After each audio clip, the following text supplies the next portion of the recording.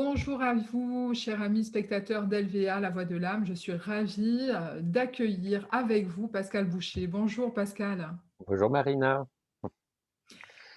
Alors Pascal, je vais en dire un peu plus aux spectateurs d'LVA sur ta personne, mais je suis ravie à nouveau de te retrouver.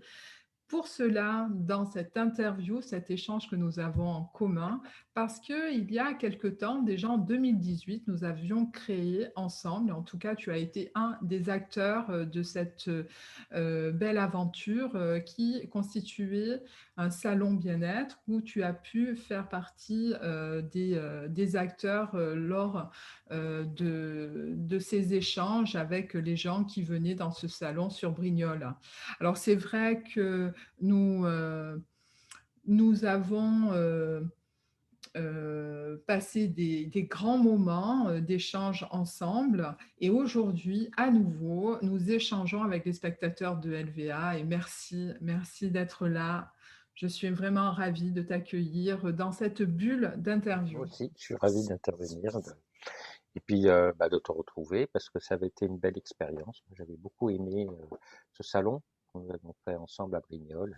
C'était très agréable. Pascal Boucher, pour expliquer qui tu es un homme spirituel, mais aussi tu es auteur de livres, enseignant et aussi thérapeute.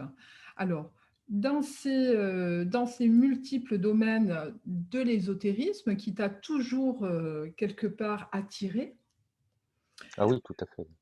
tu découvres en 1988 l'alchimie qui restera ta passion, quelque Ah part ta oui, vocation aujourd'hui. oui, carrément, hein. C'est quelque chose. En fait, souvent, alors, il peut y arriver qu'on tombe comme ça de but en blanc dans l'alchimie, mais souvent c'est l'aboutissement d'un parcours, hein. Et il était tout à fait logique que je tombe sur l'alchimie parce que j'avais un parcours d'abord spirituel, hein, j'avais fait un cheminement spirituel, je m'intéressais beaucoup au chamanisme, mais j'étais très intéressé par les sciences occultes et par l'aspect secret, caché, que ce soit de la mythologie, donc j'ai travaillé sur la mythologie, que ce soit de la Kabbale, j'avais travaillé sur la Kabbale, j'avais travaillé sur l'astrologie, évidemment, hein.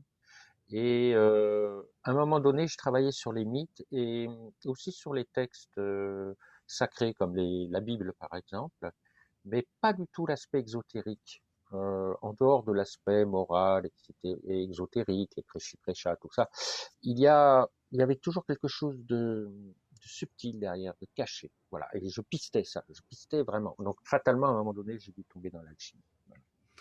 Alors, c'est encourageant dans cette avancée personnelle et ces recherches aussi que tu as fait, parce qu'en 90, tu es parti dans des stages vers un enseignement thérapeutique et Oui. surtout énergétique, et Oui. ce qui t'a mené à être initié par des chamans péruviens. Oui, un peu plus tard, hein. C'est-à-dire en 90, j'ai fait des stages. J'avais la chance, je dois dire. Mon père avait monté une société de formation en médecine énergétique et qui tournait bien, hein, d'ailleurs à l'époque, en 90. Et il faisait venir des intervenants de tous les bords, hein. Donc j'ai pu donc me goinfrer gratuitement de formations très intéressantes avec des intervenants très pointus, hein. Bon, alors, de la radiesthésie médicale, de la géobiologie, les hauts lieux sacrés. J'ai travaillé aussi sur le décodage biologique avec le docteur Sabat, médecine de Hammer. Enfin, beaucoup de choses, hein. J'ai fait aussi un peu de la trame, j'ai fait plein de choses. Et puis, et de l'alchimie pratique en laboratoire avec le regretté Jean-Pascal Percheron. Et puis ensuite, il a fait aussi venir des chamans. C'est comme ça que j'ai rencontré un chaman péruvien, Gerardo Pizarro, que j'aimais beaucoup. Et je l'ai rencontré en 2001. C'était mon premier stage alchimie avec un chaman du cru, quoi, hein, on peut dire, voilà. Et puis, un chaman extraordinaire. Et puis, je savais qu'il donnait des stages tous les 3 4 ans d'initiation au Pérou. Donc, je suis parti. J'ai attendu quand même 2011 parce que j'avais pas les moyens en fait. Et je suis parti en 2011 au Pérou pendant 3 semaines avec lui. On a passé 3 semaines. Alors, une semaine chez lui, vraiment dans le désert. Il a une maison, une famille de chamans avec sa famille, avec des rituels, avec des plantes, etc. Ensuite, on est parti dans l'Amazonie. Hein, il nous a présenté, parce que lui, il avait été formé par des chamans d'Amazonie. Et on a découvert un peu, voilà, ce que c'était. Voilà, Iberitos là-bas. Et puis ensuite, bon, bah, on a fini, on a été sur tous les lieux sacrés, les temples sacrés, hein, que ce soit autour de Cusco, et évidemment, on a fini avec le bouquet final, Machu Picchu. Voilà. Ensuite, j'y suis retourné en 2013, hein, voilà, pour un stage intensif, là, cette fois, voilà, pour ce qui est du chamanisme péruvien. Voilà. Super. Mais c'est une De petite ces anecdote. aventures personnelles et en tout cas ces rencontres vers toi-même qui ont fait que ça a ajouté un peu plus euh, de constance et en tout cas de raison de faire des recherches dans cette alchimie, dans ce côté qui est impalpable, qui est ailleurs. Aujourd'hui, tu es auteur de livres, notamment L'alchimie et voix intérieure, mais aussi Les forgerons de l'aura aux éditions Alchemia que nous rencontrons. Mais bientôt aussi un nouveau livre, on a hâte de le découvrir. À partir du 21 mai, on pourra se fournir l'alchimie, s'initier à la magie du quotidien. Alors, est-ce qu'il faut d'abord se munir du premier livre qui se nomme L'alchimie et voix intérieure pour faire petit à petit une avancée personnelle ou professionnelle dans ce devenir? Ou on peut prendre Non, ces livres pas du tout. initiatiques? On peut les prendre dans le désordre, en fait, hein. On Ok. peut pas, il n'y a pas un cheminement dans la logique des livres. Les deux premiers livres que j'ai faits, alors le premier, j'ai dû l'écrire en 2001 à peu près, hein, donc ça date. L'alchimie intérieure aux éditions Alchemia, puis le deuxième en 2004 sur les forgerons de Laura. Ce sont des livres qui sont quand même assez ciblés, hein, qui sont quand même très complets sur l'alchimie, mais de manière un peu ardue, j'avoue. Cela dit, j'en suis très fier parce que c'est des livres où j'ai pu résumer, condenser un petit peu ce qu'est l'alchimie en voie interne réellement. Le livre là qui va paraître, qui est plutôt au grand public, c'est-à-dire qui est plus accessible, plus ouvert, est un livre qui va quand même traiter plutôt d'une partie de ce que j'enseigne moi dans mes enseignements à travers 7 modules. C'est le module 5, l'alchimie et magie. Donc on va plutôt parler de l'art de la magie, de la théurgie, hein, parce que il faut savoir que l'alchimie est une science qui est la racine des sciences occultes. Et la magie est un moyen extraordinaire de pouvoir appliquer cet art des transmutations, hein, parce que c'est vrai, comment on fait en dehors du laboratoire, parce que si on lit les anciens textes d'alchimie, tu prends tant de portions de mercure, tant de machin, tant de cela, mais voir les correspondances à l'intérieur. Quand on voit par exemple un des axiomes de base de l'alchimie, les corps n'ont pas d'action sur les corps, les esprits seuls sont agissants, hein, ou encore la racine de nos corps est en l'air. Alors l'air, on sait en alchimie, c'est l'esprit, et leur racine la racine de nos corps est en l'air et leur chef est en terre, c'est-à-dire que la racine de toute chose est spirituelle et sa manifestation est physique, matérielle. Et bien à partir de là, on comprend pourquoi il y a des textes d'alchimie qui parlaient d'esprits métalliques, par exemple. On travaille avec les esprits métalliques. La connaissance des esprits est quelque chose qui est très agissant parce que l'esprit étant à l'origine même de la création, il est là en amont. On a donc les causes, qui est dans le monde des esprits, c'est le monde des causes, et on a les effets dans la matière.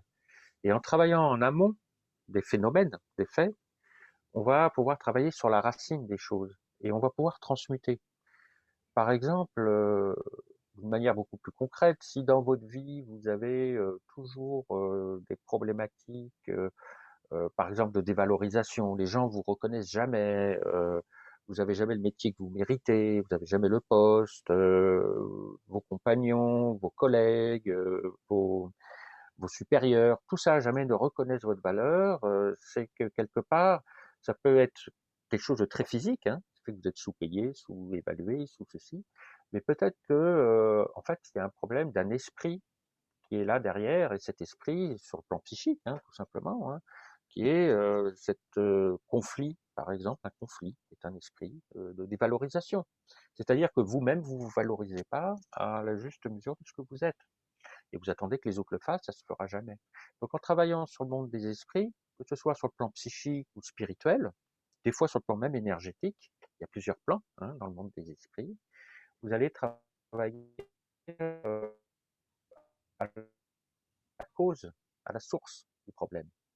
Et en résolvant des problèmes intérieurement ou spirituellement plutôt sur le plan des esprits, vous allez pouvoir résoudre des problèmes physiques par loi de résonance. Parce que sinon, on est toujours dans le palliatif, en réparant extérieurement des choses qui vont de toute façon se répéter. Voilà. Euh, Alors, cette alchimie, comprenons que c'est une science qui était cachée, qui vient du Moyen Âge et dans cette approche d'ailleurs, ça à cette époque, dans cette période, moyenâgeuse, ça a fait un grand boom. Les gens, se sont, vraiment, inspirés, de tout ça, mais aujourd'hui, avec les films qui existent de science-fiction, de films, qui élaborent, ces magies comme, Merlin, comme, hum, d'autres, formules qui vont changer le monde, hein. Donc, comment, avoir une approche la plus neutre possible dans cette formation où tu apprends et tu nous enseignes, heu heu, la les phases de transition de remise en état quelque part? Parce que c'est délicat de faire un parallèle entre notre vie au quotidien dans un monde matériel, et éventuellement dans une dualité et puis, se recentrer sur soi-même et s'apercevoir que justement les causes à effet de nos pensées et de notre état. Oui, c'est très. Alors d'abord, déjà l'alchimie remonte encore bien plus loin que le Moyen Âge. Il faut remonter à l'Antiquité, la Grèce hein, essentiellement. Mais la Grèce était déjà un carrefour, donc il y avait des enseignements initiatiques qui étaient donnés dans les écoles des mystères. C'est ces enseignements que l'alchimie a perpétués avec ce qu'on appelle l'école hermétique. Ces enseignements ont été perpétués aussi par d'autres supports, comme par exemple la mythologie, les mythes, les mystes qui viennent des mystères. Et cette science, c'est l'art des transmutations de l'âme à l'origine. Alors évidemment, les alchimistes ont accès comme support pour perpétuer ces enseignements, sans les trahir, parce qu'il y a un aspect secret, occulte. Ils ont pris comme support les transmutations métalliques, hein, ce qui a donné l'alchimie. Et voilà, elle était déjà pratiquée en Égypte, hein, ancienne. Hein. Et ces enseignements ont quelque chose d'important parce que justement, ils prennent en compte la globalité de l'être humain. C'est-à-dire, on ne va pas considérer comme certains mystiques uniquement la partie de l'âme divine, supérieure, etc., l'esprit et puis le monde duel d'un autre côté, mais on va prendre en considération la totalité de l'être humain, y compris dans sa dualité. Hein. Et c'est justement le tour de force en alchimie, c'est d'arriver à la pierre philosophale, qui est la réconciliation un petit peu de la matière et de l'esprit et la matière. Et donc le tour de force est arrivé justement comment à manifester l'unicité dans la dualité, comment manifester, réaliser et marier harmonieusement l'esprit qui est éternel, immortel et infini dans le temporel et le limité. Hein. Comment manifester ce qui est intangible, insaisissable, abstrait, extrêmement subtil dans le concret, dans le dense, dans le matériel. Et c'est tout ce tour de force que se donnent comme but les hermétistes et les alchimistes. Non pas comme une classique spiritualité où il y a un peu, on va quitter ce plan-là pour être dans un autre plan, hein, se détacher complètement de ça. On va intégrer tout cela. Et du coup, ça implique aussi de marier harmonieusement sa vie spirituelle avec la vie concrète, matérielle de tous les jours. Mmh. Et à ce moment-là, vous comprenez vite que votre existence, tout au moins dans cette incarnation, parce qu'il y a effectivement plusieurs incarnations, dans cette incarnation-là, cette existence que vous avez est votre laboratoire. Et ce n'est plus d'être un être dans un état passif qui subit sa vie, parce qu'il faut être honnête, hein, on n'a pas beaucoup le contrôle de sa vie. On l'a subi. Alors des fois, on arrive à réaliser quelques désirs, hein, mais réellement, les rencontres font qu'on se marie avec un tel, on fait des enfants, mais des fois ils arrivent comme ça. On suit telle culture parce que c'est la culture qui veut. On fait telle formation, puis on subit aussi les aléas des désirs des parents, de la culture, enfin de plein de choses. Et puis on se laisse un peu porter comme ça. On fait un boulot pour gagner sa vie, et puis à la fin, on a des enfants, des petits-enfants, puis à la fin on meurt, puis voilà. Et on est un peu tous comme des brins de paille, hein, ballottés par les hauts et les bas de la vie, hein, qui partent à la dérive. C'est un peu ça notre existence. Et ce que l'alchimie nous propose, c'est au contraire changer cela. Sortir de ce champ et d'arriver vraiment comme un chimiste dans son laboratoire, un acteur qui va prendre tous les éléments de sa vie, mais aussi de son microcosme, de son être tout entier, pour pouvoir arriver à gérer cette vie, hein, et à procéder à ce qu'on appelle le grand œuvre, parce que on est là, on s'est incarné pour une œuvre, pour réaliser sa vie et faire ce qu'on a vraiment envie, ce que l'on désire et ce pourquoi on est fait. Mais même ça, on l'a oublié pendant notre incarnation. On a oublié qui on est. On est tellement pris dans des schémas culturels, de formation, de choses, qu'on oublie qui on est réellement. D'ailleurs, la plupart du temps, on passe son temps à réaliser des principes, des fantasmes, des projections, des désirs qui ne sont même pas les nôtres, hein, et on passe du coup sa vie à être, je sais pas moi, d'abord un bon enfant, un bon élève, un bon étudiant, un bon citoyen, un bon travailleur, un bon père, une bonne mère, un bon grand-père, et puis un bon cadavre à la fin. Et, et en fait, on a passé sa vie à côté de ses pompes, c'est-à-dire à côté de soi-même. Mais parce que déjà, lorsque nous grandissons, j'ai envie de t'amener sur ne serait-ce la chanson qu'on apprend lorsqu'on est enfant et qui est très connue, c'est La souris verte. Tu sais, quand on nous dit une souris verte, Mm. trempe-la dans l'eau, trempe-la dans l'huile, j'ai envie de te dire que quand nous sommes enfants, nous apprenons cette comptine, mais on l'apprend d'une façon très, en liberté et participative, parce que nous sommes un groupe d'élèves, la maîtresse nous apprend cette chanson, on est joyeux, on est content de chanter ensemble et en groupe dans une atmosphère joyeuse cette comptine. Mais quand nous prenons vraiment cette chanson, ces paroles en tous les cas, qui nous donnent pas mal de réponses dans des transformations finalement. Oui, alors bon, j'ai pas spécialement étudié cette comptine, hein, je dois te l'avouer. Mais il y a effectivement dans les contes d'enfants et dans des comptines énormément de sagesse hermétique, hein, qui sont là. Il faut comprendre que l'enseignement hermétique qui a pour but quoi? Oui, je disais donc en fait, solve coagula, on va carrément dissoudre toutes les illusions, quelque chose auquel de tout ce qui est rigide et qui est extérieur, qui ne nous appartient pas, l'écorce, c'est-à-dire cet ego, hein, qui est nous-mêmes et qui est là, espèce de patchwork d'assemblage de la culture, de l'hérédité familiale, des conflits des autres, de cette apparence, de cette image que l'on croit être, avec ses désirs, ses rêves, pour dissoudre ça, pour arriver à trouver ce qu'on a dans notre cœur, ce qui est réellement profond et ce que l'on est réellement. Pour pouvoir réaliser ensuite, coagula, quand on a trouvé ce qu'on en est, ce qu'on en a dans notre cœur, on trouve son projet sens. Et ensuite, on va le réaliser. Eh bien, tous les contes vont nous apprendre à cela.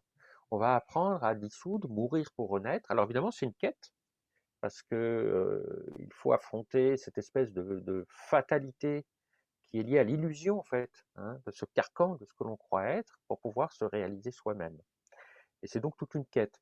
Et je tiens à dire que les contes pour enfants, les chants, même les mythes, les histoires, les légendes, que ce soit même Cendrillon, que vous prenez La Belle au bois dormant, ou tous ces contes hermétiques, sont souvent en effet perpétués par des enfants. Mhm. Pourquoi? Parce que c'est un enseignement? Un Oui, ça enseignement. ne s'adresse pas à notre intellect. C'est pas un enseignement qui s'adresse à notre intellect, c'est un enseignement qui s'adresse à une autre partie de notre âme, une autre partie de notre conscience. Et donc, c'est un langage qui est universel, autant pour l'enfant que pour pour l'adulte. Alors évidemment, l'enfant va pas en comprendre, mais ça va être quand même agissant, lui. Ça va l'aider. Les contes sont là pour aider l'enfant qui est là, enfin l'âme qui est là. C'est un langage qui s'adresse à l'âme. Voilà. Et donc ça va le guider. Pourquoi des contes qui sont maintenant, pour le moins, on pourrait dire, dépassés, hein, je veux dire, dans la culture, pourquoi des contes comme en effet Blanche-Neige, Cendrillon, La Belle au bois dormant, sont toujours, ont toujours le même succès, même auprès des enfants qui, eux, sont à l'heure, voilà, de Facebook, de ceci, de cela, vous voyez. Pourquoi? Parce qu'ils touchent à des archétypes de l'âme, hein. Ils touchent Mhm. à des archétypes. Alors au départ, on les reçoit en étant enfant sans trop comprendre ce qu'il y a, mais quand on y revient après dessus, alors là, quelle richesse. En parlant d'archétypes, justement, notre langage avoir des influences sur l'effet de réalisation sur notre vie. Je veux dire que le langage est aussi en lien avec l'alchimie et notamment le langage des oiseaux. Oui, tout à fait. C'est ce qu'on appelle la cabale hermétique en alchimie. Alors, il y a plusieurs niveaux, il y a plusieurs strates, parce que c'est grand, hein, la langue des oiseaux. Souvent, moi, je vois dans les réseaux sociaux, etc., qu'on la limite à des simples jeux de mots, hein. Mais ça va bien plus loin que ça, la cabale hermétique. En fait, derrière ce qu'on appelle la langue des oiseaux se cache une quête, hein, qui est réelle et qui est une quête initiatique, qui fait partie de l'hermétisme et de l'alchimie, qui est la quête du verbe. On la retrouvera chez les chrétiens par la quête du verbe.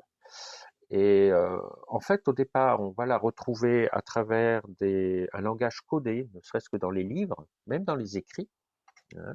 Alors là sont utilisées plusieurs techniques comme l'étymologie, des jeux de mots, des anagrammes phonétiques, des inversions même. Enfin bon, il y a toute une technique, hein, j'ai une formation là-dessus. Et puis ensuite, il y a le langage intuitif. Et puis il y a le langage de sens, ce qu'on appelle la cabale de sens. Alors ça, on va la retrouver, tu as des cabales de non-sens et de sens.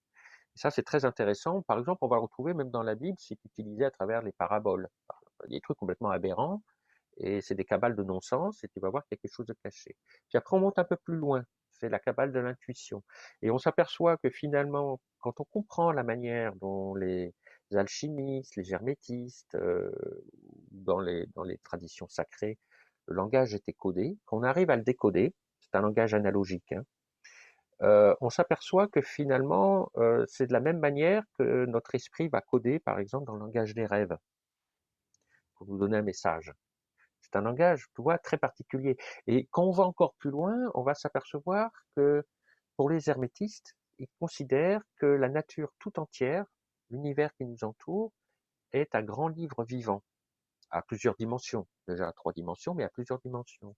Et ainsi, ils vont considérer que chaque créature, chaque création, chaque chose qu'il y a, est un hiéroglyphe secret dans le grand livre vivant de la nature. Plus encore, si on va un peu plus loin, notre existence est lui-même un livre vivant, hein, en mouvement, et chaque événement qui va nous arriver est un enseignement, une lettre secrète. Et on va essayer de décoder. Et la langue des oiseaux est basée sur, en fait, on dit que c'est un langage double. Tu as le langage exotérique qui est le support, qui lui est lié à une tradition, à une culture, à une grammaire, à fait quelque chose, mais c'est juste le support. Et il y a le langage double qui est derrière, qui est le sens caché. Et Mhm. c'est là qu'on voit des gens qui vont étudier, par exemple, dans les religions, c'est souvent le travers, c'est qu'on va regarder que le langage littéral, on va prendre au pied de la lettre, alors que ce support, hein, qui est lié à une culture, qui est lié, etc., à une époque, n'est que le véhicule d'un autre langage beaucoup plus subtil qui est derrière. Et ce langage subtil est un langage universel. Eh bien, c'est de la même manière, si on arrive à voir ce langage subtil qui est derrière ces textes sacrés, ces textes codés, hermétiques, eh bien, on arrivera aussi à voir le langage subtil de la vie dans notre existence. C'est-à-dire, vous allez voir un arbre, tu vois un arbre, c'est un chêne vert, etc. Oui. Mais derrière, il y a l'esprit de l'âme. de là-bas. Et lui, il va nous apprendre autre chose. Et dans notre existence, c'est pareil. Il va t'arriver des phénomènes, des gens te dévalorisent, etc. Ah, ben c'est les gens, ils sont méchants, etc. Et derrière, il y a un autre langage qui est caché, secret. Et ce langage secret, caché, selon la tradition hermétique, c'est pas un son, c'est pas un bruit, c'est un langage, c'est une vive lumière, mais c'est une lumière invisible. C'est la lumière qui a créé l'univers. Et cette lumière, en se condensant, en créant l'univers avec toutes les créations, créatures, choses qu'il puisse y avoir, hein, eh bien, c'est cette lumière qui a écrit son histoire. Tout Et à comme fait. cette lumière est vivante, c'est une onde qui coule. C'est Mmh. une onde, c'est une lumière ondulatoire. C'est pas la lumière figée des lampadaires qui éclaire la surface des choses exotériques, comme le langage exotérique. C'est la lumière occulte, invisible, qui est à l'intérieur des choses, qui est en perpétuel mouvement, en perpétuel. Et en fait, la véritable langue des oiseaux, la quête, c'est la quête de la lumière, que Saint Jean appelait le Verbe créateur, la lumière du monde. Et c'est cette quête-là que l'on va rechercher à travers la langue des oiseaux. Donc c'est quelque chose qui va très loin, hein. Mmh. D'ailleurs, les chamans sont les premiers kabbalistes qu'on puisse connaître. Ce sont vraiment les pères des kabbalistes, parce que c'est les premiers qui ont appris à décoder le langage vivant de la nature. Quand tu vas voir un chaman, un apprenti chaman, quand il arrive chez son maître va pas lui apprendre par cœur les propriétés des plantes, etc., à connaître par cœur, etc. Il va l'emmener près des plantes, il va lui dire, maintenant tu vas apprendre à écouter l'esprit de la plante. C'est elle qui va te dire ses qualités curatives, c'est elle qui va te dire comment l'administrer, etc. Mmh. Sinon, si le chaman devait apprendre par cœur depuis 3000 ans la culture, il n'y arrivera pas. Alors Pascal, nous te retrouvons sur ton site www.alchimie.net Oui, et notamment les cours sur la chaîne YouTube DS Studio où vous oui, avez les références qui sont en train de se dérouler lors de notre vidéo. Je vous invite à aller retrouver Pascal Boucher et cet enseignement ah, que tu nous permets d'avoir au quotidien lorsque nous allons sur les chaînes YouTube. Pascal, je suis ravie d'avoir partagé ce moment avec toi qui est vraiment une pure connaissance dans l'ésotérisme, mais qui est en lien aussi avec cette alchimie. Nous rencontrons beaucoup d'enseignements lors de tes formations et aussi lorsque tu vas aussi initier des groupes de gens vers des lieux qui dégagent aussi des énergies. Alors avec la situation gouvernementale, on ne eh peut oui. pas forcément se déplacer comme on veut, mais nous avons hâte de reprendre ce chemin d'éveil vers toi. Et merci beaucoup. Merci beaucoup, Marina. Vraiment, c'est avec grand plaisir. Et voilà, j'étais content de pouvoir intervenir là. Voilà. Et pour les visites, effectivement, actuellement, j'allais à Bourges, hein, visiter des hauts lieux de l'alchimie avec des sculptures, hein, énigmatiques qui sont vraiment alchimiques, à savoir le Palais Jacques-Cœur et l'hôtel allemand de Bourges. Pour le moment, c'est absolument impossible. D'ailleurs, les monuments nationaux refusent tout groupe, hein. Donc, c'est suspendu. Voilà. En tous les cas, on peut te retrouver, donc, comme je disais, sur la chaîne DS Studio, mais aussi Oui, sur ton site www.alchimie.net et nous attendons enfin ce nouveau livre qui, je le nomme à nouveau, c'est L'alchimie, s'initier à la magie du quotidien. Merci, à bientôt Pascal. merci Marina. Au revoir.